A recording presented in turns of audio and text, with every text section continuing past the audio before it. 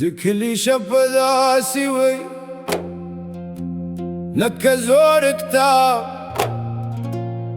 هر پاڑی دباد پلاس ورقیگی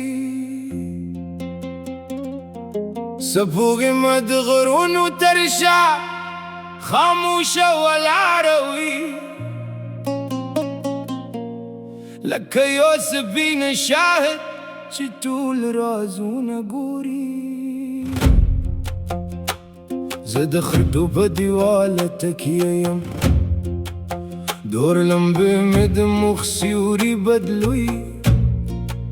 هر لمبه راتد بخاني وخدكي سواي وهرس بزر بتلكي حركت كوي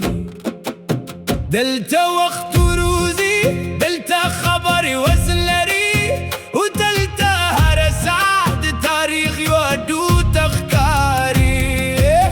زدد خاوري لزرو نخكو زر ناس تيم لك يوم سافر تخبل أسل تاوي هرتيغ دلتا زمانو مبيجني وهربات زماد فلرون وغقر عورري دا زمود كليكي سدا اسبوغ مايلند خاموش يوندي هرتيغ يوراز لري وهربات يو پیغام لري دا زمود كليكي سدا دغرونو ترسوري لاندي آرام دي مقصاد خلق یو خزرون مولوی سمندر دی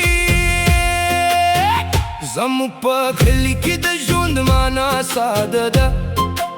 خو پا دی سادگه کلوی حقیقت پرود دی دلتا سوک دا دنیا لوی خارون نغاری یواز دا عزت جون غاری دا زرت سکون غاری زد شد غرونو لورتا وګورم لکه د وخت اوږده کیسه مې مخې ته شي غرونه دلته یوازې غرونه نه دي بلکې د صبر و وفا کتابونه دي د کلي خلک له خبرې کوي خو د زړه خبرې یې بیرې ژورې وي دلته یو سلام هم دعوي و یا مسکا هم صدقه ښکاري زه د کلي کڅ کې درځم هر ځای د خپل ماشوم تو بیا درانځي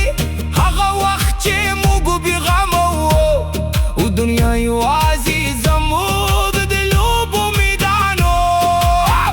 د خاورو د لارې مالوی کړ د باران د تاسمان نرم کړ او د باد د سرې سپې مدد صبر مانی رازه د کرا دا زموږ د کلي کیسه ده د سپوږمۍ لاندې خاموش ژوند دی هر تیگه یو راز لري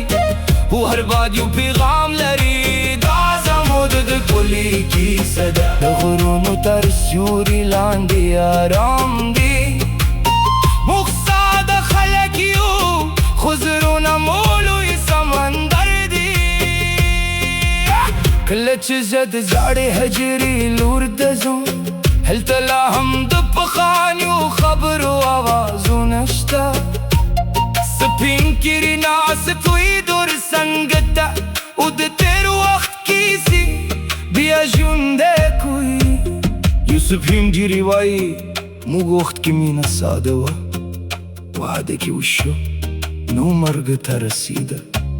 او وفا د ژوند اصلو زه ورته ګورم او سوچ کوم آیا موږ بدل شوی یو که یوازې زمانه تیزه شوې ده هغه وای په هغه وخت کې خلک لږ وو خو زرونه ډېر وو اوس خلک ډېر دي خو زرونه کم شوی دي د کلي جونې د بوغاره کې سندرې وای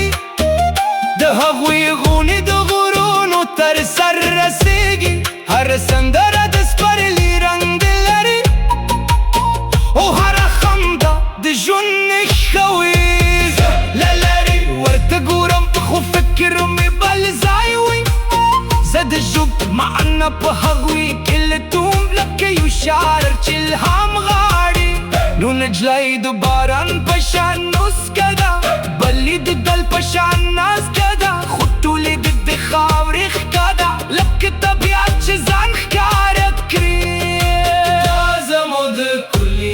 صدا د باد په ژبه کې لیکل شوي ده. هر کور یو زوړ ارمان لري او هر سره یو پټ درد لري. دا زموږ د کلي کیسه ده، د سپوږمۍ تر